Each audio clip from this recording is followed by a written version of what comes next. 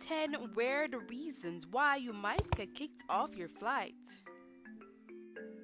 Number 1. Smelling bad. One of the worst feelings is sitting on a plane next to someone with very high odor. Not to mention having to sit beside them for a 4-hour flight. What a torture. Some airlines have kicked passengers off their flight for simply just smelling bad. Come on, who wants to endure all that smell their entire flight? Number 2. Crying toddler. Although there have been reports of passengers removed from flights for refusing to sit beside a crying baby, there have been reports of airlines kicking passengers off with crying babies. That's a shame because let's face it, we were all babies before we became adults. Sometimes babies can't help but cry when on a flight, especially if they are flying for the first time. This opens them up to new environments, something they are not used to. Number 3. You are overweight. It is required for all passengers to buckle up before takeoff. All airlines require this for safety reasons.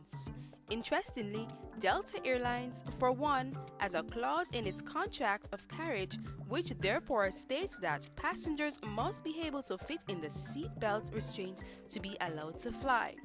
So if you are so overweight that you cannot fit in the seatbelt, you might be removed from your flight.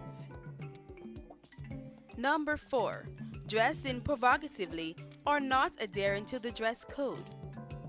As passengers, failure to adhere to airline dress code can cause you to be kicked off your flight. United Airlines gate agent barred 2 girls from boarding a flight in 2016 because they were wearing leggings.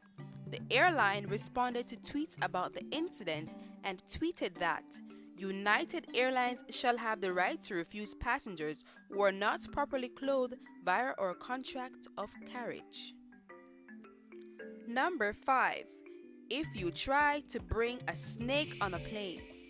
Many animals are able to be transported, but one that will never be permitted on a regular flight is a snake. Nope, the airlines are not having it. So if you plan on taking your snake for a trip, forget about it. Number 6. Speaking a certain language. An Arabic-speaking student was kicked off a Southwest flight for speaking his native language. The student mentioned Inshallah on a phone conversation, which means God's willing. But apparently, a lady sitting beside him thought that he said Shahid, meaning martyr, a term linked to Islamic terrorism, and reported him. Authorities arrived and investigated him and discovered that his father was assassinated by Saddam Hussein and that he was a refugee instead of a terrorist. Number 7. Complaining. Apparently, you have to be careful about making complaints when you're on a flight because that could be grounds for removing you from the flight. He's not going to cry the whole A time. woman was kicked off the flight for complaining about sitting next to a crying baby. Number 8. You are barefoot. Many U.S. airlines mention being barefoot as a possible reason to be kicked off a flight. You can't complain about this one because in case of an emergency, I would imagine it is safer to have shoes on to evacuate the plane. Number 9. Making an Ebola joke. After boarding a flight, a man made a joke about having Ebola, which resulted in being removed from his flight. The man reportedly said, "I have Ebola. You are all screwed." Health experts went on board in special suits and escorted the man off the plane. Number 10. Being overbooked. A 69-year-old Kentucky doctor was knocked out and dragged off his United Airlines flight after refusing to give up his seat on an overbooked flight.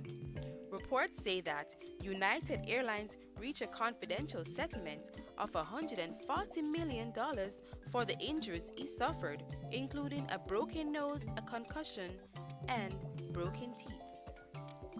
An important note: it is airline policy for the gate agent or anyone representing the airline to explain to you the reason why you are being kicked off your flight.